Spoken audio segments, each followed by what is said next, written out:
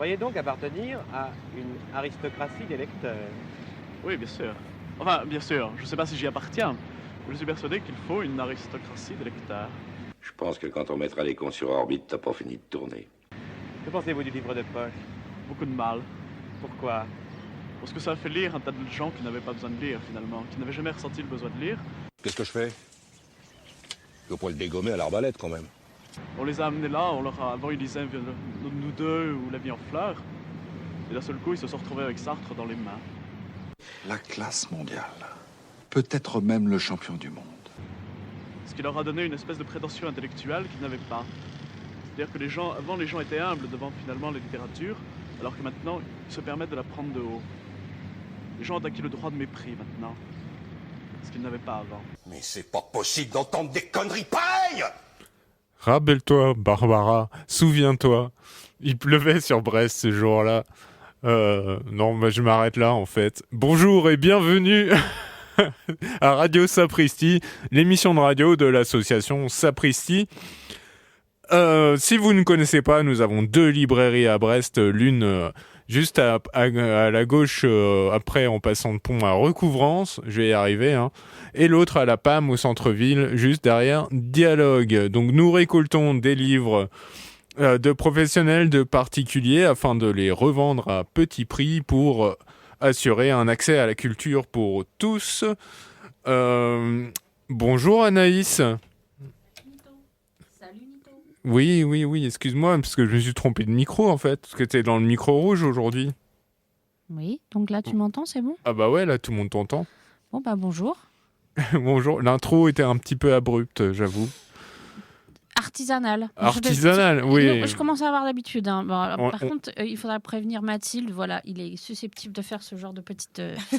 il fait nos jingles maison, enfin voilà, tout est maison. Comment ça? Le jingle maison. Voilà, c'est ça en fait. Tu lui demandes de faire un jingle, c'est l'homme orchestre en fait. Comment Alors, est-ce que tu pourrais du coup... Alors, on me présente Mathilde déjà. Oui, peut-être, oui. Notre invitée. Donc, tu es couturière. Tu fais des créations en broderie et en crochet. Oui. Et tu travailles aussi un peu le cuir. Un petit peu. Un petit peu. Expérimental. Alors, c'est une expérimentation que j'ai testée et que j'ai approuvée. Tu nous as fait une écharpe, Anaïs? Mais non, pas une écharpe en cuir. On parle de cuir. C'est très possible, je pense, une écharpe en cuir. Hein. Non, c'est pas usuel, mais... Elle a fait un joli porte-clés. Et je lui ai commandé un porte-clés, je l'ai offert en cadeau et ça a fait plaisir. Bah, tant mieux. Voilà. Le porte-clés poulpe, là? Non, le porte-clés en cuir. On parle de cuir, Erwan. Excuse-moi. Moi, j'avais fait un truc cadré, normalement. Non, mais tu m'avais montré ton porte-clés poulpe, c'est pour ça. Oui, c'est vrai. Je raconte pas n'importe quoi non plus. C'est vrai. Donc, ta spécialité, c'est les porte-clés poulpe. C'est ta petite signature. Même plus les poulpes en général, quoi. Oui, voilà, c'est ça. La vache. Est-ce que t'es déjà allé en Galice? Non. Parce que c'est leur spécialité culinaire. Et ils en sont très fiers, en fait. Un petit peu de poulpe avec de l'huile d'olive et du piment, évidemment. C'est vachement bon. Alors, du coup, aux dernières marinades, je crois que c'était du coup les marinades d'été, il y avait la crevette bleue qui était et j'ai goûté du poulpe pour la première fois. Ah, et ça t'a fait quoi alors? C'était super bon parce que moi, dans mon souvenir, c'était un traumatisme d'enfance. Les encornés. Alors, on m'a expliqué que les poulpes et les encornés, c'était totalement différent. Mais les encornés congelés, non, ça c'est juste pas possible. C'est juste, c'est un traumatisme d'enfance. Faut savoir le cuisiner, parce que si tu sais pas, en fait, ça fait un côté caoutchouteux très désagréable. Exactement. Alors que si tu le fais bien, il est fondant. Il était super fondant, bien. croquant, et c'était super bon. Donc alors, on précise que tes porte-clés ne sont pas mangeables. Non. Voilà. Vous pouvez essayer, hein, je pense que non c'est... comestible. Voilà, ça se mâchouille, hein, mais contrairement au vrai poulpe de la crevette bleue, ça va pas avoir le même... Ils ont du poulpe à la crevette bleue? Ouais, ils ont du poulpe. Ok. J'ai ouvert ma salade et j'ai fait il y a du poulpe. Je me suis dit va falloir affronter tes démons de ton enfance. Puis Ce j'ai sont croqué. des animaux très intelligents, Naïs. Là, ils pouvaient plus réfléchir à quoi que ce soit. Ils étaient en rondelle dans ma salade. Alors qu'est-ce que tu veux que bon. C'est Et sûr. alors on a aussi quelque chose de plus pour notre chère Mathilde. Il semblerait que c'est bientôt ton anniversaire. Oui. On sait tout. Donc normalement on devait te faire un petit jingle. Il y avait un jingle normalement qui était préparé Alors, et tout. Je l'avais alors, sur ma clé USB, mais on n'a pas réussi à trouver le dossier où on pouvait mettre des jingles. Du coup, est-ce que tu peux nous faire un jingle maison pas trop craignos, s'il te plaît? Tu m'as dit que tu voulais lancer un slam tout à l'heure. Écoute, t'aurais dû faire un slam anniversaire. Ouais, mais là, tu m'en demandes un petit peu trop quand même. Je Bon, gère c'est pas toute grave. la technique. En plus, je dois faire du slam. Mince, quoi. Et tout ça gratuitement en plus, quoi. Ça s'appelle du bénévolat, mon vieux. C'est Ouais, le ouais. principe. Du coup, on va parler un peu de toi, alors, du coup. Donc, on a dit que c'était... le poulpe, c'était ta petite signature. Ouais. Donc, tu fais des poulpes de toute taille, De toute taille, de toute couleur, de plein de formes différentes même. Oui, effectivement. Et du coup, pourquoi le poulpe? C'est une très bonne question. Ah. Est-ce que tu as la réponse? Je dirais que c'est la première chose que j'ai appris à faire au crochet. Donc, ça doit jouer. Et puis après, j'ai eu envie de le décliner de plein de formes différentes, de plein de manières Et différentes. c'est facile à faire, du coup. Si c'est le premier truc que tu apprends, Ouais, on j'imagine va qu'on dire t'apprend à la base, quoi. Le poulpe de base, c'est le plus simple. D'accord. Après, voilà, c'était à moi de rajouter des difficultés, de le faire un peu plus complexe, Ouais. avec des couleurs différentes, avec des tailles différentes. Tout ça. Oui. Mais c'est vrai que c'est la base quand on apprend le crochet en général, on commence par là. D'accord. Ouais. Et du coup, ça répond à une de mes questions. Je pensais que c'était soit c'était comment dire, un espèce de symbole, que tu avais un truc avec le poulpe, ou alors je me dis, ou alors c'est la facilité. Là, tu vois, tu me réponds la facilité, je me dis bon voilà, fin du mythe. Au revoir, fin de l'émission. On va dire que c'est grâce au poulpe que je suis restée dans le crochet, quoi. C'est ça qui a accroché, quoi. D'accord. Ça a accroché dans le crochet. Oh, j'avais pas compris le jeu de mots. J'avais pas compris le jeu de mots. Purée. Non, mais je suis là, heureusement. Et d'ailleurs, t'as un peu oublié le cadeau d'anniversaire, quoi. Là, comme c'est pas super visuel, je dirais que on a quelque chose pour toi. Oh non, c'est trop mignon. Oui, je sais, mais normalement, on avait un super jingle. Mais voilà. C'est raté. Je suis C'était désolé, radiophonique, le jingle, mais là, ce sera pas radiophonique. Du coup, ce sera entre nous à la pause. Merci. Ok. Du coup, je voudrais te demander, j'ai remarqué que tu faisais aussi des petites refs à la pop culture, en fait. Un peu, ouais, un peu. Alors, j'ai noté One Piece, les Tortues Ninja, Coco. Coco, c'est vrai que j'ai fait un Coco, ouais, il y a longtemps. Oui, Et puis un peu de Pokémon aussi. oui, les Pokémon. Mario aussi. Oui, la tortue, enfin la carapace. Ouais, les carapaces. Excusez-moi, mais c'est quoi, Coco? C'est un film de Disney? Je ne connais pas. Eh ben, il faut que tu ailles voir Coco. Ah non, mais moi, je suis moderne. Je suis allé voir le dernier Ghibli. Ah, Mais Coco, je connais pas. Et il est récent, hein. Coco, il est récent, ouais. Ah, d'accord. Bon, C'est un film de Disney qui est passé, genre, il y a, je dirais, moins de 5 ans. Et c'est D'accord. super beau. C'est sur la tradition mexicaine. El Dia de los Muertos. Oui. Ok. Et voilà. Donc, c'est l'histoire d'un petit garçon qui s'appelle... non, il s'appelle pas Coco. Il s'appelle Miguel. Et, Miguel, alors. Miguel, pardon. Miguel. Et il doit absolument aller dans le monde des morts parce qu'il veut rencontrer un de ses ancêtres. D'accord. Et voilà. Et du coup, c'est un vivant qui rentre dans le monde des morts. Et du coup, il lui arrive quelques aventures. Voilà. C'est un très, très, très... Ça m'étonne que ce soit aussi morbide pour un Ah non, Disney. c'est pas du tout morbide. C'est très, très beau, c'est très D'accord. joli, c'est très joyeux. Parce que El Dia de los Muertos, c'est quelque chose d'assez joyeux. C'est une tradition mexicaine Oui. qui est assez Il joyeuse. célèbre la mort, en fait. Oui, mais de manière joyeuse, avec beaucoup de couleurs. C'est très coloré. Et du coup, Coco, c'est très... C'est très coloré, c'est très joyeux. Je dirais même que le monde des morts est plus gai et plus joyeux que le monde des vivants. Je ne sais pas ce que tu en penses, toi, Mathilde. Un peu, oui, je vois ce que tu veux dire. Il y a beaucoup, D'accord. beaucoup de couleurs, beaucoup de C'est à voir. C'est à voir, oui, c'est à voir. Mais du coup, alors, le dernier Ghibli, c'est le garçon et le héron, Le c'est garçon et les hérons, ça? ouais. Et alors, c'est bien? J'ai halluciné en total. C'est, je sais pas, j'ai l'impression qu'ils ont pris des champignons ou je sais pas. C'est complètement dingue, quoi. Bah, c'est Ghibli en même temps. Ouais.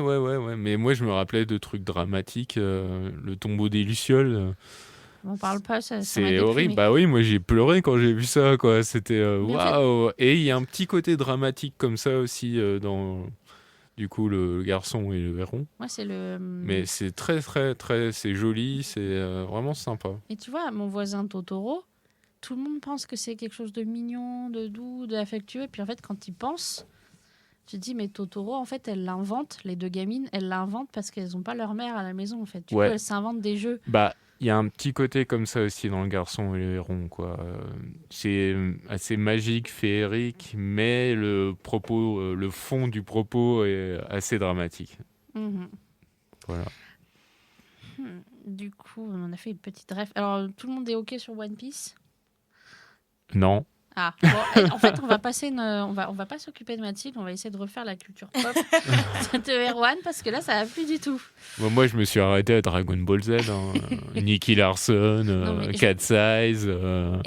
Heureusement qu'il n'y a pas un des bénévoles qui est avec nous, là, qui est fan de manga, parce que sinon, on le perdait pendant facile 10 minutes. Bah, du coup, non, en fait, je vais régler ça en off. Je vais le capturer. Il y a puis trop de travail. Tu vas refaire mon Ouais. éducation, c'est ça? Waouh. La vache. Du coup, en fait, j'ai remarqué aussi que tu faisais, comment dire, que tu étais assistée, que tu avais une assistante. Ouais, j'en ai même 2. Oh, présente-moi. Alors, il y a la première, elle a 10 ans. Et elle s'appelle Chat, parce que c'est un chat. Ok. Et la deuxième, 3 ou 4 ans, et elle s'appelle Moutique. Et Germaine? Et Germaine aussi. Germaine, c'est la stagiaire. Ah, C'est- pardon. C'est mon mannequin. C'est mon mannequin C'est de celle bois. qui fait le café. C'est un Voilà. mannequin Elle n'a retouche. pas de bras, alors ça va être compliqué. Hein. Eh ben, pas de bras, pas de chocolat. Hein. Pas Ouais, de c'est- café, en fait. C'est ça. Pas de bras, pas de café. Bah, c'est aussi ça de bosser à son compte et de bosser seul. On s'invente des stagiaires et des assistants. Ça fait de la compagnie. Bah, tu vois, on a un voisin avec un rapport avec mon voisin Totoro. Tu t'inventes des... C'est ça. T'as pas fait les noireaudes ou quelque chose comme ça? Hein? J'ai essayé, c'est en projet. Ah, d'accord. Il me semblait avoir vu quelque chose comme ça. D'accord. Et du coup, comment t'en es venu à la broderie? Qu'est-ce que... La broderie, j'en faisais quand j'étais petite avec ma maman. On faisait du point de croix. C'est un truc que j'ai toujours bien aimé. Et puis après, j'ai arrêté. Après, j'ai fait des études dans la couture, du coup. Et quand je me suis mis à mon compte, j'ai eu envie de reprendre ça. Voilà. Et je suis toujours quelqu'un qui essaye plein de trucs, plein de techniques différentes, avec plein de médiums différents. J'ai toujours plein de projets commencés que je termine pas. Et la broderie et le crochet, c'est resté. Ça, je les ai terminés et j'ai continué. Et du coup, tu étais couturière professionnelle Ouais, c'est avant. ça. Ouais, c'est ça. Je suis restée 3 ans retoucheuse dans la marine. Ouh. Voilà. Donc, voilà. Et est-ce qu'on peut te demander qu'est-ce qui t'a motivé à faire cette transition J'ai fait un burn-out. C'était pas hyper fun, mais ça m'a aidé à me lancer, on va dire. Malheureusement, ça arrive à énormément de monde. Moi, j'ai fait à peu près la même, mais c'était en Master 2. Quoi. C'est un peu con. À la fin des études, tu pètes un câble. Quoi. Mais je comprends. Enfin, je veux dire, le monde dans lequel on vit est très exigeant et te demande un peu trop. Quoi. Ouais, j'ai fait un gros burn-out. C'était les cadences de travail qui allaient pas?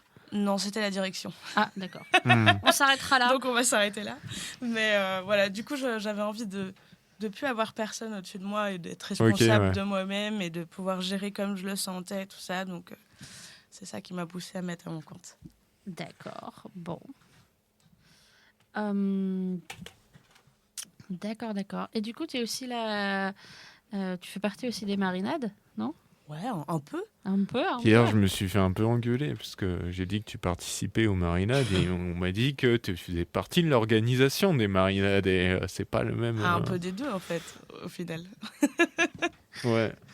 Là, on nous fait signe que c'est la bosse, en fait. Non, pas du tout. Pas du tout. Est-ce que tu peux nous parler des marinades, tant qu'on y est, puisqu'on parle beaucoup des marinades, nous, Ouais. parce qu'on sait ce que c'est, et puis on aimerait bien qu'on ait une directrice, enfin dans l'organisation. La présidente des les marinades. marinades. Oui, décris-nous les marinades. Fais comme si nous ne connaissions absolument pas les marinades. Les marinades, c'est un peu comme une fête de voisins, mais avec les commerces, quoi, on va dire ça. C'est une fête de quartier. Tout le monde est là, tout le monde est content de faire bouger son quartier. On écoute de la musique, il y a des animations, il y a des petits créateurs locaux. C'est super chouette. Ouais, c'est super chouette. Et ça a lieu en été et en hiver. C'est ça. Et du coup, tu étais au début exposante, on va dire. Ouais. Et ensuite, tu es rentrée dans, on va dire, on dit la direction de l'organe, comment dire, dans l'organisation. Ouais. Je sais pas voilà. On nous a dit tout le monde est le bienvenu pour filer un coup de main. J'avais envie de filer un coup de main et puis voilà. Surtout que le coup de main en marinade, c'est pas juste une question de oui, pas de problème, on va vous filer un coup de main. Je me souviens on s'active. Hein. C'est dans les épreuves qu'on découvre les gens, comment sont les gens et je me souviens des marinades venteuses, comme on pourrait les appeler. Ah là là, la tempête, on s'en souviendra tous. Ouais, en fait, ça a créé un côté épique. C'est-à-dire qu'on n'était pas du tout parti sur le concept. On était parti sur le concept normal du on va faire comme d'habitude, on va installer des chapiteaux. Puis il fait un peu venteux, on va mettre des chapiteaux. Il faut dire que l'été d'avant, il avait fait beau à chaque marinade. Oui, voilà, c'est ça. Donc, Donc là, c'est la seule fois. À chaque fois, on se disait toujours on passe sous les gouttes, on passe, tout va bien. Puis alors là, on a tout pris dans la gueule, en fait. Ouais, on a tenu le coup, C'est Sigrid qui m'a dit aussi qu'on a reçu aussi récemment, qui fait aussi partie des marinades, qui nous a dit en fait que tout s'était déclenché en un instant. On démonte les tentes et en 5 minutes tout était démonté. Ouais, on a tenu le temps qu'on a pu. On s'est fait quelques belles frayeurs quand même. Et à un moment on a dit c'est plus possible, on remballe. Oui, effectivement. Bon, je vais pas vous mentir, j'étais au marinade, mais j'étais au Tikal, bien au chaud. Du coup, à un moment, je suis rentrée au Tikal, puis quand je suis ressortie, il y avait plus de tente. Qu'est-ce qui s'est passé ? On les avait remballées, elles se sont pas envolées. Non, oui. Enfin, je me doute que si elles s'étaient envolées, j'en aurais entendu parler quand même. Mais là, ok. Est-ce que tu as fait une réunion d'organisation des marinades, Anaïs ? Oh non, pas du tout. Je crois que tu parlais à Mathilde. Non, moi pas du tout. Non, Mathilde, je le sais qu'elle a fait parce que j'y étais à une. Et du coup, ça se passe comment les réunions ? Alors, c'est des organisations, je sais pas, c'est PowerPoint et costard cravate, quoi. Ça rigole pas. Organisation. Tout à fait l'ambiance d'un Pristi, en fait. Non, du tout, en fait. C'est juste, ils boivent un coup, puis ils rigolent sur les idées bizarres de Julien le barman. C'est super bien résumé. D'ailleurs, je précise que vous avez lancé un concours de rhum arrangé qui n'a pas vraiment marché, puisque en fait, mon père étant le seul participant. C'est pas vrai. Si. Alors là, la petite voix que vous entendez au loin, c'est Baptiste. Attends, je vais tester un truc. Vas-y, parle pour voir. C'est ton père. Oh, Ça marche. On a réussi à faire marcher le micro de Baptiste. Bonjour Alors, Baptiste. tout ça pour parler que c'est ton père qui a participé. Je savais qu'il y avait un seul participant, je savais pas que c'était ton père. Incroyable. Et du coup, Est-ce qu'il était bon au moins ? On sait pas du coup, mais On sait pas. Oui, non, il faut que ça marine par définition. Oui. Mais oui. Donc dégustation l'année prochaine. A priori, il a gagné. Oui, c'est ce que je S'il en a qu'un seul. S'il perd, c'est inquiétant. Oui, un peu. Oui. Non, peut-être qu'il va être bu entre temps. Et dans ce cas-là, on pourra pas déterminer le gagnant. Hein. Non, parce que justement, il faut préciser un truc, c'est que du coup, alors le rhum arrangé des marinades marine tranquillement chez Méiline, qui est du coup celle qui organisait le concours de rhum arrangé. Voilà. Du coup, on l'a fait chez elle aussi au passage, puisque il fallait faire flamber quelques trucs. Donc ce sera c'est pas du petit rhum arrangé là, c'est technique. Mon père a été prendre une recette qu'il avait déjà testée, il me semble. Okay. Et du coup, ça part sur banane flambée, vanille, je crois, quelque chose comme ça. Ça donne envie. Oui. Je vais faire une petite aparté, c'est que mon père a fait la même chose à la maison. Et effectivement, la bouteille descend un petit peu, en fait. Elle descend beaucoup plus vite. Mais voilà. Tu l'as goûté, du coup? Alors moi, je ne bois pas d'alcool, mon cher Ah, Nico. d'accord. Bon. Ce qui n'empêche pas d'admirer les créations de mon père. Parce que là, tu et de nous fais l'encourager. saliver, quoi. Écoute, faut venir à la maison, tu vois. Enfin, à la maison, chez mes parents, du coup, pas chez moi. Bref, assez parlé de mon rhum arrangé, enfin, de ma famille. Est-ce que tu voudrais bien nous lancer une petite musique, mon Mito? Je peux, tout à fait. Alors, pour aujourd'hui, j'ai sélectionné un petit coup de reggae, puisque je suis tombé sur un album de Groundation, et je vais mettre la chanson Everyone Could Lose. From a spinning fireball into a people who prosper. That's why I still have this notion of everyone good true. And if everyone were true, we'd all be above, yeah. That's why I still have this notion of everyone good true. But everyone could lose. Each and every one could lose.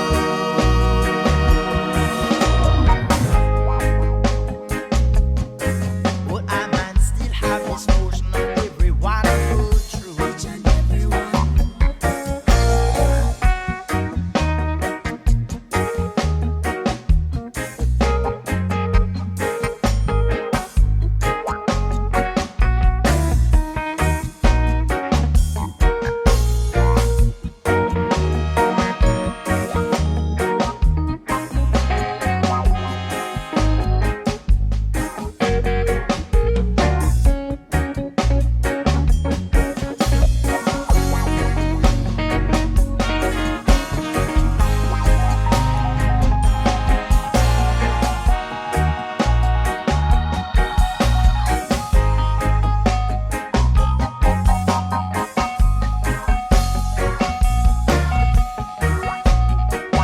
Think of all you could be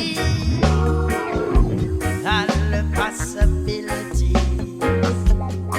Some of them still have this notion that everyone could choose. And everyone could choose. We'd all be above, yeah. Oh, I man still have this notion that everyone could choose. But everyone could lose.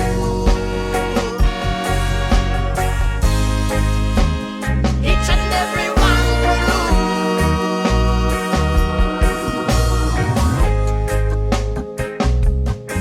But I man still have this notion of everyone could choose. Each and every one.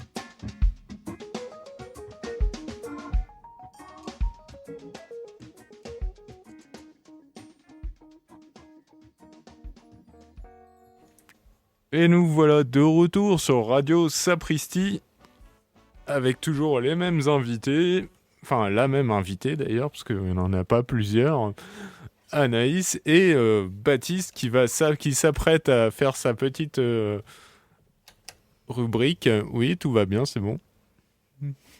Bah, tu peux y aller, Baptiste? Bah, comment on introduit cette rubrique-là? Bah, jingle. Jingle. La rubrique de Baptiste. Mais pas du tout, elle a un nom. Normalement, on fait C'est la gaza, ça gaza. Bonjour. Ça gaza, ça Sapristi. C'est catastrophique comme lancement. Après le coup des bonbons, c'est vraiment une cata. Écoutez, oui, ça gaze à Sapristi. Alors, faut savoir que ça gaze à Sapristi déjà. Et moi, je voudrais vous parler d'un truc aujourd'hui. Donc, la difficulté d'un projet comme celui de Sapristi, c'est qu'il est assez ambitieux et assez complet. Et que parfois, on a tendance à zapper certains éléments. Donc, il y en a qui pensent qu'on n'est qu'une simple bibliothèque, d'autres qui pensent qu'on fait que vendre des livres, alors qu'on est un peu plus que ça. Et parmi les éléments qu'on a tendance à oublier, c'est la solidarité et l'action solidaire de Sapristi, notamment en faveur de l'accessibilité à la culture pour toutes et tous, en proposant des objets à prix bas, voire avec nos zones de gratuité, mais aussi l'accessibilité à des événements. On a parlé des marinades, mais il y a aussi les cafés philo, les ateliers jeunesse, tout ça au prix les plus bas, les plus accessibles, voire gratuits. Et donc cette solidarité, figurez-vous qu'on va la fêter prochainement dans le cadre de Festisol, et c'est ça que j'aimerais vous parler, et j'ai oublié de prendre le programme que je vais prendre. Du 17 au 30 novembre, on va fêter donc le Festival des Solidarités à la boutique de Recouvrance. D'accord. On proposera par exemple la réalisation de cartes de vœux solidaires pour à distribuer aux résidents de l'EHPAD des 4 Moulins. Ok. Donc vous pourrez vous munir de feutres et tout, puis dessiner des petites cartes. On avait déjà fait ça l'année dernière. La remise de cartes avait été géniale. C'était vraiment trop mignon. Même si elle était un peu tôt et du coup les résidents étaient couchés. Il y avait que D'accord. Ils n'étaient pas tous levés à ce moment. Bref, c'est un détail.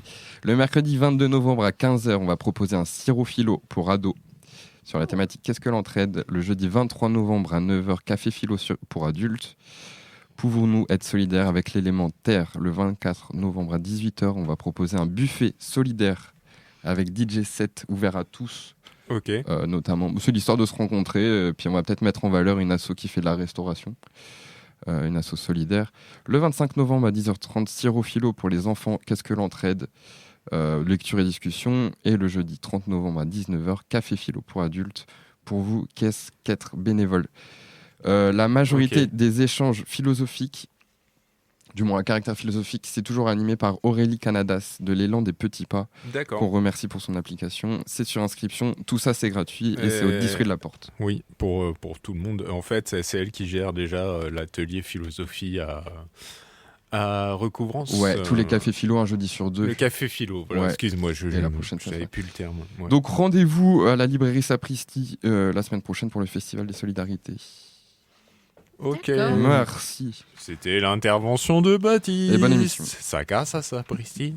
Voilà. Bon, fallait le faire avant. Du coup. Oh, écoute, on se rattrape comme on peut. Hein. Du coup, nous allons passer à la version littéraire, s'il te plaît, madame. Tu nous as présenté un bouquin ? Ouais, j'ai ramené mon livre préféré. Ok. Je l'ai lu au moins 3 fois. Ok. Mais j'ai quand même pris des petites notes parce que j'ai pas eu le temps de le relire avant de venir et que ça faisait un petit moment. Okay. C'est Le Cri de la mouette par Emmanuel Laborit. C'est pas un livre tout jeune. Hein. On dit Laborit ou Labori ? Moi je dis Laborit, mais j'avoue que je saurais pas dire si on prononce le T ou pas. Je dirais qu'on ne prononce pas le T. Moi, je ne prononce pas le T. Mais... Donc, il est sorti il y a 30 ans, 93. Donc, c'est vraiment pas un livre tout jeune. Ouais. Et je ne saurais pas dire comment je suis tombée dessus. Un jour, il était dans mon placard. Je ne sais pas d'où ça. J'étais né, c'est pas si vieux que ça, au final. Et c'est un livre autobiographique. Ok. Donc, c'est une nana qui est une sourde de naissance. Deux parents entendants, et elle raconte toute sa jeunesse, l'apprentissage de la langue des signes quand elle avait 7 ans. À 11 ans, elle rentre dans une école de sourds où il est interdit de signer. Voilà, donc toute la révolte autour de vivre dans le monde des entendants et tout ça. Elle apprend un langage qu'on lui interdit à l'école, quoi. D'accord. Exactement. C'était vraiment différent d'aujourd'hui, quoi. Et c'est super intéressant, c'est super touchant, et c'est la première femme sourde à gagner le Molière de la révélation théâtrale en 1993. Ok, elle fait du théâtre, donc. Ouais, après elle se lance dans le théâtre. Et du coup, est-ce que tu as une idée de ce qu'elle est devenue, cette dame ? Est-ce qu'elle fait toujours du théâtre ? Je crois qu'elle fait toujours du théâtre. J'ai vu qu'elle était... comment on dit alors, j'ai plus le terme. Truc des arts et des lettres. Chevalier, voilà. Ouh. Chevalier des arts et des lettres. Voilà, c'est ça, je trouvais plus le terme. Ah, écoute. Et du coup, qu'est-ce qui t'a plu dans ce livre ?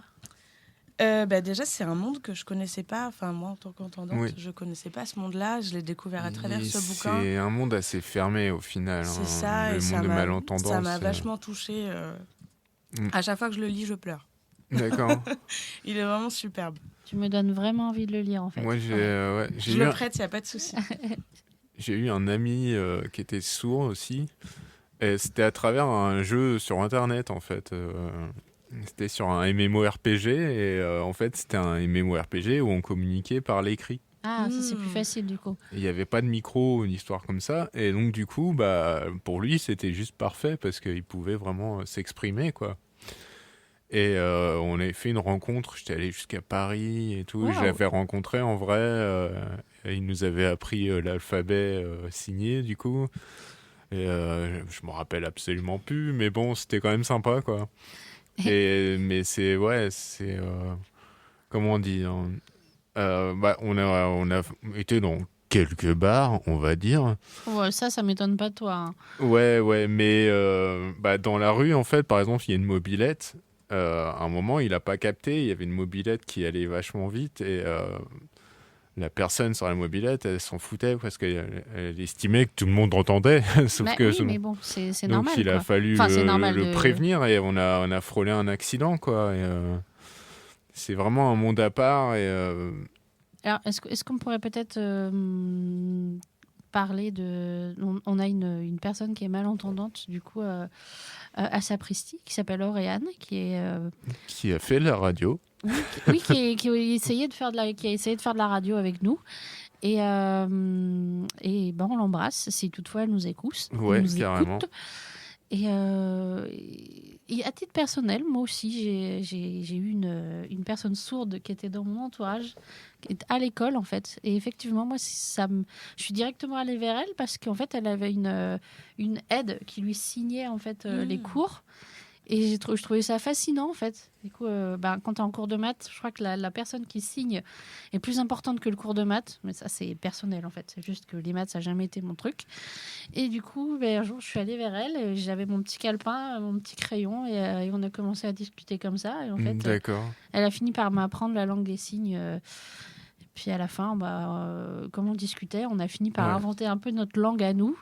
Ce qui fait que quand la traductrice, elle essayait de nous comprendre, en fait, elle ne nous comprenait pas parce que quand on avait des trous, il fallait qu'on fasse un mot et qu'on n'avait pas le mot, mais qu'on était dans la conversation, et on inventait le signe ou alors on mimait le signe et ça rentrait très bien en fait. Ouais. Et du coup, elle nous a dit mais en fait moi je comprends pas quand Comme vous parlez de en fait. l'argot, un peu au Ouais, un peu, final. mais c'était notre langage à nous en fait. Et cette nana-là, du coup, j'ai fait mon collège et mon lycée avec elle. Et bon, moi, j'étais partie en littéraire, elle en scientifique. Du coup, après, nos chemins se sont séparés. Et j'ai appris il y a quelques années qu'elle est allée jusqu'au master de biologie marine, il me semble. Trop bien. Donc voilà, ce sont les seules nouvelles que j'ai eues d'elle. Mais du coup, moi, je me rappelle de l'alphabet. Et je sais être polie avec une personne entendante. Je sais dire bonjour, je sais dire bonjour, comment ça va. Et du coup, là, je viens de signer à la radio, ce qui est totalement radiophonique. Je crois que tu auras fait tout ce qui est pas radiophonique à la radio. C'est incroyable. Ouais, l'année dernière, je présentais des BD en fait. Ouais, Et quand je ramenais toujours des BD l'année dernière et Erwan me dit mais non en fait on voit pas les dessins. Et alors la première chose que je faisais comme Erwan est dans la régie, c'est que je montrais à Erwan je mettais bien en avant comme si Erwan était l'écran de la télé en fait. Il m'a dit mais non on est à la radio. Mais l'année prochaine il faut faire télé Sapristi, hein. Obligé. Ah non. La radio je veux bien. Comment ça? Pas la télé. T'as signé, hein? On dirait que pour rester dans le Disney, on dirait que j'ai signé avec la sirène là, de la méchante sirène avec Ursula. Ouais, j'ai signé un pacte avec mon âme en entrant à Sapristi. Non, mais ça va. Si je suis là, c'est la sur la base du volontariat. Hein. Ouais, pour revenir sur la discussion d'avant, en fait, avec mon ami sourd, du coup, on communiquait. Il avait son ordi portable et il nous écrivait des trucs et on répondait comme ça. Ouais, nous aussi, des fois, on avait la flemme de parler, en fait. C'est comme quand tu rencontres quelqu'un qui parle une langue étrangère que toi tu connais pas. Hein. Tu arrives à te débrouiller, tu communiques quand même. Ouais. Et puis, et c'est cool d'improviser en fait. Et il y a beaucoup de gens qui pensent que c'est une langue universelle, alors qu'en fait c'est LSF, langage des signes français. Non, langage LSF. Oui, c'est ça. Oui, ils n'ont pas le même partout. Ouais. Ils n'ont pas le même partout. Parce que chaque pays a sa langue des signes. Exactement. Propres. Alors, on pourrait se demander pourquoi est-ce que chaque pays a sa langue. Mais après, ça revient à dire mais pourquoi en fait les Allemands ils parlent allemand et les Français ils parlent français. Bonne C'est question. une question de culture. Oui, non, mais ce serait même une question. Il n'y a pas de question stupide. En fait, c'est une question qui n'a pas de sens puisque ça reste une langue et ça reste défini par la culture que tu as, comme tu disais. Et c'est défini par des frontières. C'est pas de l'espéranto, en fait. Mais c'est assez peu connu parce que... Attends, juste, mon amie me disait qu'elle était partie en voyage avec sa famille et que quand ils ont voulu visiter et ils ont demandé si... il y avait marqué accessible aux sourds. Et du coup, il y a la personne qui est venue signer et en fait, elle signait dans la langue. Et du coup, voilà, en fait. Bon, du coup, elle s'est retrouvée confrontée à la barrière de la langue. Finalement, dans ce sens-là, elle a eu le même problème que nous, en fait. Enfin, que les entendants, je veux dire. Ouais, c'est intéressant. Donc, voilà. Donc là, on a parlé beaucoup de nous. Mais du coup, alors, est-ce qu'on peut jouer à un petit jeu ? Bah oui. On va jouer à un quiz littéraire. T'inquiète, c'est un quiz littéraire cool. Ok. C'est quoi ton meilleur moment pour lire ? En soirée ? D'accord, pas de problème. Avec un petit café, un petit thé ? Ouais, c'est un petit chocolat chaud, sous un plaid. Avec chat ? Ouais, Quel est ton meilleur endroit, du coup, pour lire ? Dans un fauteuil bien confortable ou un canapé bien douillet. Est-ce que tu connais le BH Café ?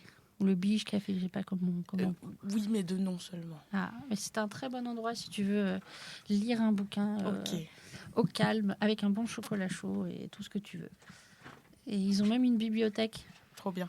Ouais. Et puis c'est pas très loin de... Ah non, c'est pas très loin de... Je vois où c'est, hein. Je suis juste jamais rentrée dedans, j'ai jamais eu l'occasion. Écoute, vas-y, c'est un de mes repères. À titre personnel, là on est sur du... Ok. Voilà. C'est quoi ton premier souvenir de lecture ? C'était... je me souviens du titre, mais plus de qui l'a écrit. C'était Les Cameaux et moi, c'est pas Pagnol qui a écrit ça, je sais plus. C'est vraiment toute petite, je pense que quand j'ai commencé à apprendre à lire, 5-6 ans. Mm-hmm.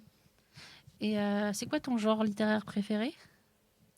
J'en ai pas trop. Après, j'aime bien le fantastique. Mais j'ai pas trop de style préféré, ouais. Mm-hmm. Ok. Alors du coup, je vais poser une question ultra polémique. Tu es plutôt livre numérique ou plutôt livre physique ? Physique. Ah, physique. Moi, j'aime l'odeur du papier, du vieux bouquin, les pages jaunies, là, j'adore. C'est à se demander si quelqu'un lit sur tablette, c'est pour ça que je pose la question. Que tous ceux pour l'instant qui ont répondu à cette question ont eu exactement la même réponse. Alors, si toutefois on avait eu le temps un peu Sigrid, je sais qu'elle lit sur numérique. Ok. Et du coup, j'aurais adoré pouvoir aborder cette question avec elle, mais on s'est laissé emborder par la conversation, comme d'habitude. Et du coup, on n'a pas pu... aborder cette question. Donc, tu es livre physique. Ouais. En même temps, ça nous arrange, nous, à Sapristi. Oui, bah oui. Complètement. Non, puis l'objet, c'est un bel objet quand même. Donc, ouais. C'est cool. D'accord. On ferait pas une deuxième pause musicale ? Tu veux de la musique ? Oui. Est-ce que tu aimes le funk ? Oui. Je te fais toujours confiance dans la musique. D'accord. Tu m'as rarement déçu, on va dire. Je suis tombé sur un album, c'est un groupe que je connaissais absolument pas, The Freebies, les abeilles libres. Je trouvais ça fun. Attends, juste, tu sais qu'il y a des fois des gens qui s'amusent à traduire les films, le nom des films de la VF à la version québécoise. Ah, ça, c'est excellent. Ça. Et les versions québécoises, elles sont juste pépites. Parce que tu vois, par exemple, de Freebies, il pourrait dire « Ce sont les abeilles libres. Nous allons écouter les abeilles libres. » C'est pourri comme nous, en fait. T'imagines quand les Rolling Stones ils arrivent au Québec, nous allons écouter les pierres roulantes. Là, tu vois, c'est beaucoup moins rock'n'roll, en fait. C'est sûr. Vas-y, Nito, je t'en prie. Ouais, moi, je me moquais de mes amis espagnols. Pourquoi ? À tort, d'ailleurs. Parce que Los Ramones, par exemple, The Ramones. Ah En fait, ils sont d'origine hispanique, donc du coup, c'est totalement légitime de dire Los Ramones. Et je me moquais d'eux en leur disant vous connaissez Las Puertas? The Doors. Ah. Voilà. Je faisais des blagues pourries, un peu comme en français au final. Ouais, voilà. Voilà. C'est comme je te dis, il y a la langue et puis il y a la culture. Hein. Puis il y a le fait que tu seras toujours plus ou moins mauvais en blague, que ce soit en français ou en espagnol. On se connaît assez maintenant, Erwan. Si tu veux, Anaïs, mais je ne suis pas le seul. Oh oui, je sais. On est d'accord. Ok, donc on va écouter The Freebies. Oui, j'ai choisi la chanson, comme de par hasard, Sex and Drugs and Rock and Roll. Et du coup, en version québécoise, ça aurait donné quoi? Je parle pas québécois, pourquoi tu me demandes? Hein? Quoi? C'est quoi? Reprise de Yann Dury. Ouais, bon, allez, hein, je lance la musique.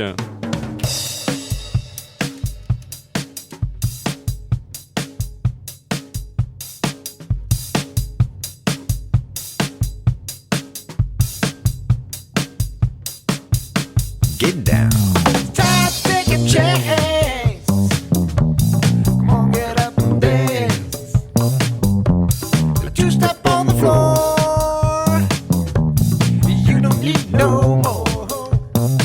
Come, sex and drugs and rock and roll. Getting back into my soul. Sex and drugs and rock and roll. I'm getting need to lose control.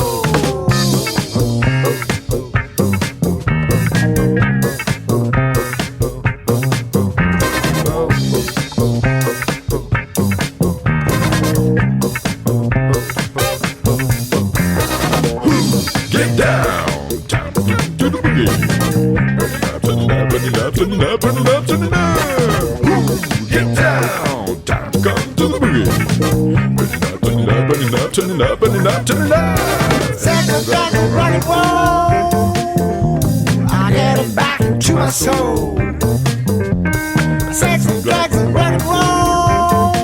I'm getting near to lose control. Ho, ho.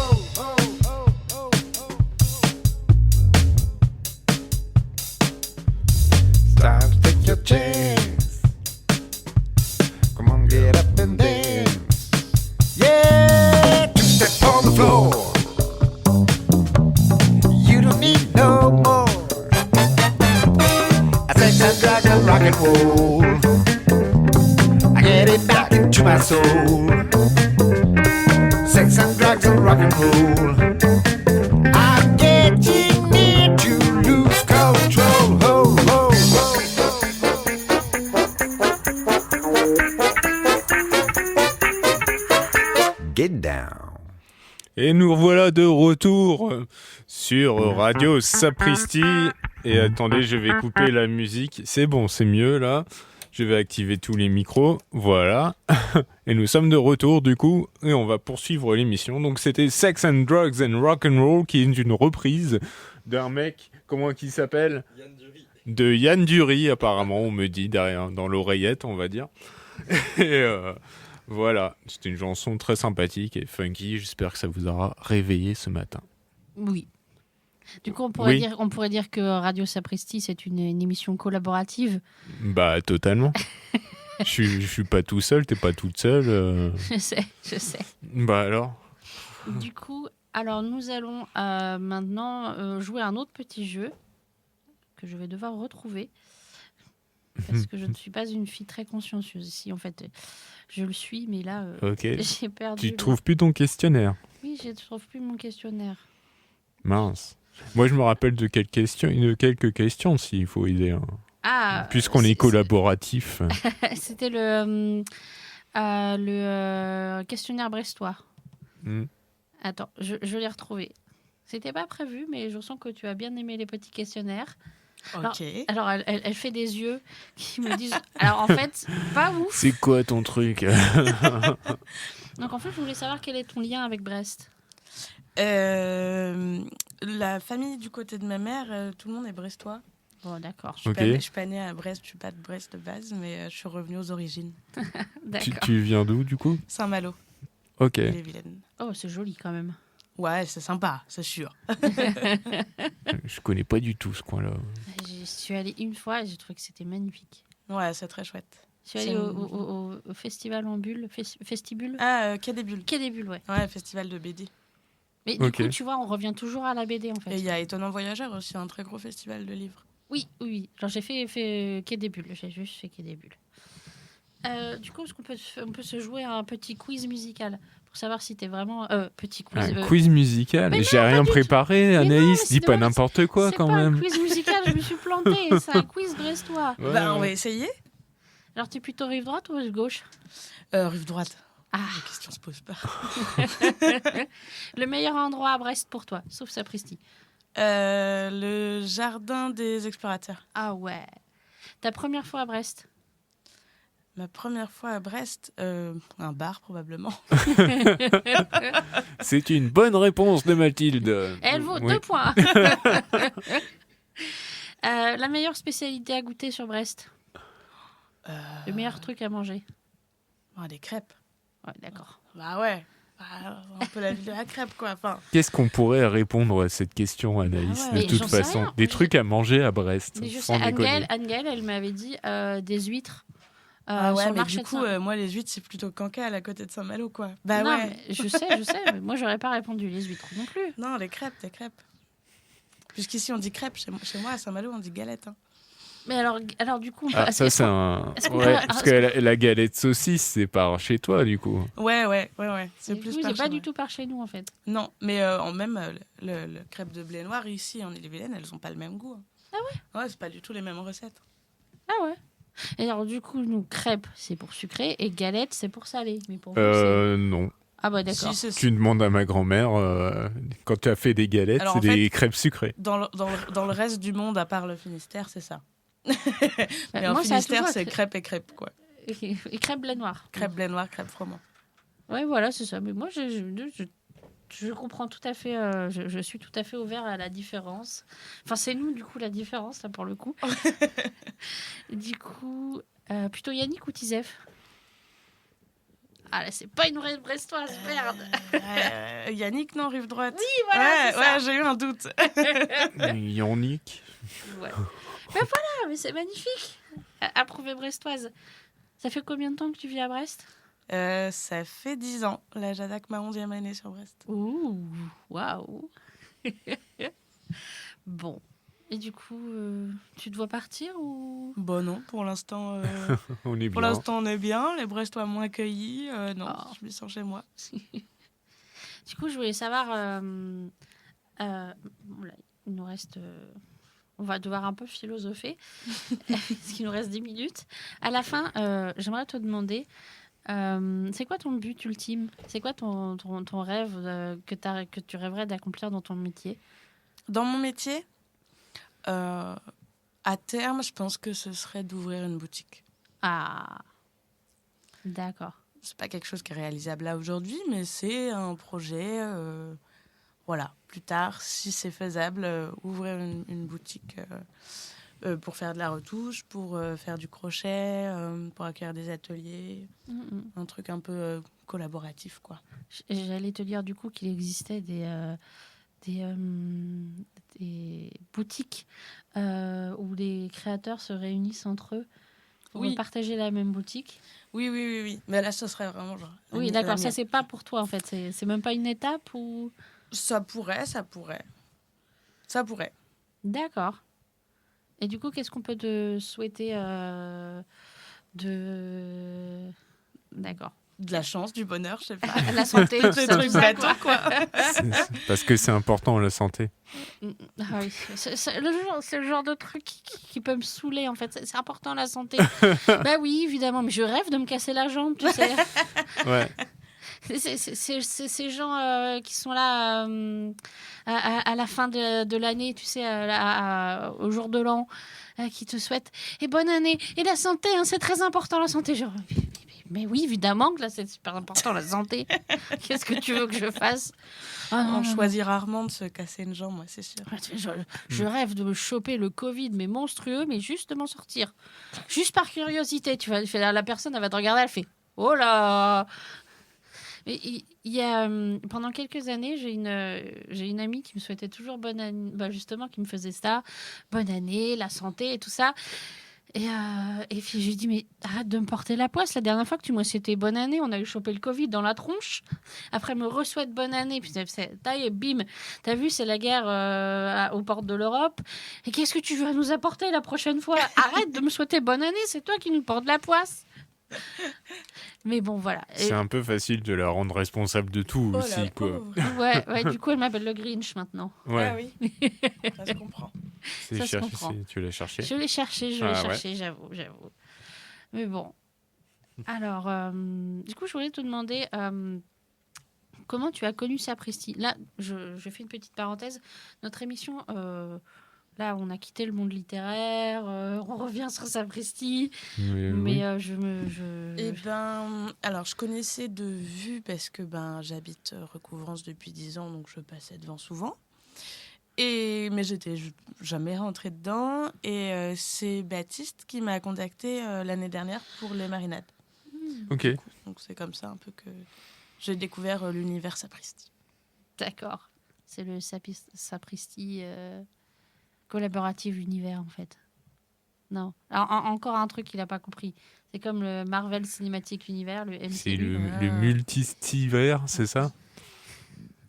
Non, laissez tomber. Là, je rame. Mais, ouf, c'est une catastrophe. Du coup, on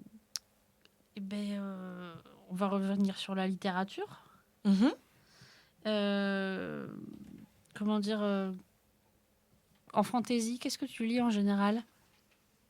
Ça fait longtemps que j'ai pas trop lu de fantasy, mais j'ai lu tous les Harry Potter. Ah, évidemment. voilà, ça c'est bien. Et à l'époque, il fallait qu'on attende que le bouquin il sorte. Oui. Ah, d'accord. On est si vieux que ça. Oui, on est très vieux. Je On est très, suis très passé vieux. à côté d'Harry Potter. Quand on les lisait, nous, il comme fallait les- attendre la suite. Quoi. Ils Comme étaient les pas encore Pokémon, écrits. c'est pas mon époque non plus. Non. Mais c'est Harry Potter. Mais c'est multi-époque. Est-ce que tu as lu L'Assassin Royal? Pas du tout. Ah, je te recommande alors. Ok. Ça parle C'est de quoi? une série de... Il y a 18 bouquins, moi. Et c'est un jeune apprenti, je dirais. Il commence, je sais plus comment ça s'appelle, il s'occupe des chevaux. Métayer. Ouais, Oui, c'est ça. Ouais, il est apprenti métayer. Et puis, ce qui est bien avec cette série, c'est qu'il y a un côté magique, mais pas trop présent en fait. Et ça arrive petit à petit, tu le vois pas venir, et puis au bout d'un moment, t'es en plein dedans, et c'est pas le gros mage qui balance une boule de feu, c'est pas ça du tout, quoi, c'est plus fin, et j'ai trouvé ça vraiment génial. J'ai toujours pas fini, je suis resté bloqué au 11e volume. C'est déjà pas mal. Oui, mais en fait... Oui, sachant qu'en plus, il y a des trucs dérivés. Enfin, il y a une série de 10 autres bouquins. Voilà. Mais en fait, on a pour 10 ans, en fait. Ouais, je sais pas, hein, parce que Delphine l'a lu en 2 mois. Mais ça alors, dépend qui, quoi. Delphine, Ça dépend le temps qu'il y a à consacrer aussi. Ouais. Delphine, qui est une autre bénévole de Sapristi. Voilà, mais ça dépend de la manière de ta vitesse de lecture. Ça, c'est un quiz que je pourrais rajouter dans la partie littéraire, toutefois, si... La vitesse de La lecture. vitesse de lecture. Bah oui, du coup, à quelle vitesse tu Mais lis, c'est toi? pas grave, ça. Enfin, Non, je trouve pas ça important, en fait.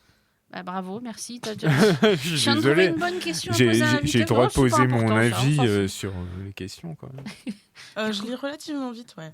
Ah, d'accord. Hmm. Et du coup, Si j'accroche bien à l'histoire et tout ça, ça peut aller très vite, ouais. bah, notamment, tu vois, les Harry Potter. Moi, c'est l'épaisseur du bouquin, en fait. Au début, c'est vraiment le livre qui m'a dit non, mais c'est pas, peu importe l'épaisseur du bouquin, tant que t'as l'ivresse. Quoi, en fait. Ça m'a jamais fait peur, surtout quand j'étais petite. Au contraire, je les choisissais gros parce que ça me durait plus longtemps. Vraiment, quand j'étais petite, je dévorais les bouquins. Oui, mais pareil, mais justement, moi, je sais pas si cette espèce de fierté de dire t'as vu, j'ai lu tout ça. Il y a au moins 300 pages. Oui, surtout, moi, c'était au collège, j'avais lu la trilogie du Seigneur des Anneaux, 3 gros pavés, là. Et tu sais que la trilogie du Seigneur des Anneaux, c'est pas une question de volonté, c'est que je trouve que l'adaptation de Peter Jackson, elle a été tellement bien faite, et du coup, j'ai découvert les livres par le film, et en fait, du coup, comme les adaptations, elles sont très bien faites, et ben, en fait, c'est pas fidèle au bouquin. Non, c'est pas fidèle au bouquin, mais quand je lisais le truc, et ben en fait, je me disais ah oui, je sais, et après il va y avoir cette scène, ah ouais, et après il va y avoir cette scène, donc je sais, j'ai bien compris qu'il y avait des différences. Ouais, mais il y a quand même beaucoup de choses qui sont totalement occultées dans le. Ouais, mais j'ai bien compris. Par exemple, Tom Bombadil, il n'existe pas du tout. Oui, voilà. Je suis tout à fait d'accord. Mais tu vois, nous, par exemple, dans Harry Potter, dans le livre, Pive, il est très important, qui est l'esprit farceur, qui incarne la rébellion. C'est un esprit farceur, quoi. Donc, en fait, personne ne peut le contrôler. Il fait n'importe quoi. Il met du chewing-gum dans les serrures. Il hante les couloirs. Enfin, il fait n'importe quoi et personne ne peut le contrôler. Et il a complètement été occulté dans les films. Moi, je pense que c'est de toute façon plus difficile de lire un livre après avoir vu Exactement. Ah, ça, c'est sûr. Hein. Parce qu'en général, les adaptations, t'es déçu, en fait. Quand tu regardes le film, tu dis, ouais, bon... C'est pas la même chose, quoi. Ça n'a rien à voir. Hein. Parce qu'en plus, quand tu lis un bouquin, c'est ton imaginaire qui travaille. Et mais tu sais que voir moi, quelqu'un d'autre adapter ton imaginaire, ça fait bizarre. Ah, mais du coup, voilà. Alors, du coup, il y a un livre que je peux vous conseiller qui s'appelle Patient, qui a été écrit par Grand Corps Malade. Et c'est son expérience de quand il a été à l'hôpital. C'est l'expérience qu'il a fait de quand il a eu son accident, quand il a été dans les services de rééduc et tout ça. Donc, il parle de sa vie à l'hôpital, et il explique que c'est pas toujours la tristesse des corps qui sont plus ou moins défaillants, mais il parle que du coup il y a de la joie, il y a de la vie, il y a des gens qui essayent il y a des histoires des fois de cœur qui se passent pas toujours bien parce que le handicap, ou parce que il y a des gens qui font plus de progrès que d'autres, et du coup j'ai connu par le film, mais comme le film il a été fait par lui et par un de ses potes, du coup c'est normal que le film soit très fidèle au livre, en fait. Bah oui, du coup, c'est la même personne. Oui, mais du coup, et par contre, c'est le film qui m'a donné envie de lire le livre. D'accord. Et du coup, je vous conseille de lire le livre, et puis du coup, vous pouvez aussi regarder le film si vous voulez. Les deux sont très bien. Et ça raconte vraiment fidèlement la vie dans un service... parce que du coup, je ne sais pas combien de temps il y a passé, mais il a passé du temps, en fait. Il parle des saisons qui passent à travers sa fenêtre, et des progrès que chacun fait, et d'une certaine frustration de la part de certains qui n'avancent pas, malheureusement, parce que le corps n'en réagit pas. Et d'un autre côté, ce côté assez triste, et c'est la vie, quoi. C'est dur, c'est injuste. Et d'un autre côté, il peut parler de conneries, de décider de partir sur son fauteuil roulant dans la forêt, parce que du coup, il dit mais pourquoi est-ce qu'on nous a mis un bois dans notre centre hospitalier alors que on est en fauteuil roulant, quoi. Et c'est absolument pas praticable. Et il se dit bah écoutez, il dit avec ses potes, il est jeune, il a 20 ans, il dit bah, allez, on y va. Ouais, et bah écoutez, sur cette très bonne recommandation, je vais clore cette émission. Ce fut un plaisir, Mathilde, de t'avoir. Mais pareil, ouais. C'était un plaisir aussi. Et oui, je vous dis dans 2 semaines pour une prochaine édition encore plus folle, encore plus je sais pas quoi. On était calme, c'est aujourd'hui. On était assez calme, ça va. Assez réveillé. Ouais, toi aussi, tu trouves Ah bon? Ok. Bon, bah, je vous dis au revoir. Salut. Salut. Vous croyez donc appartenir à une aristocratie d'électeurs? Oui, bien sûr. Enfin, bien sûr, je ne sais pas si j'y appartiens. Mais je suis persuadé qu'il faut une aristocratie d'électeurs. Je pense que quand on mettra les cons sur orbite, t'as pas fini de tourner. Que pensez-vous du livre de poche? Beaucoup de mal. Pourquoi? Parce que ça a fait lire un tas de gens qui n'avaient pas besoin de lire, finalement, qui n'avaient jamais ressenti le besoin de lire. Qu'est-ce que je fais? Je dois pas le dégommer à l'arbalète quand même. On les a amenés là, avant ils lisaient Nous deux ou La vie en fleurs. Et d'un seul coup, ils se sont retrouvés avec Sartre dans les mains. La classe mondiale. Peut-être même le champion du monde. Ce qui leur a donné une espèce de prétention intellectuelle qu'ils n'avaient pas. C'est-à-dire que avant les gens étaient humbles devant finalement la littérature, alors que maintenant, ils se permettent de la prendre de haut. Les gens ont acquis le droit de mépris maintenant, ce qu'ils n'avaient pas avant. Mais c'est pas possible d'entendre des conneries pareilles!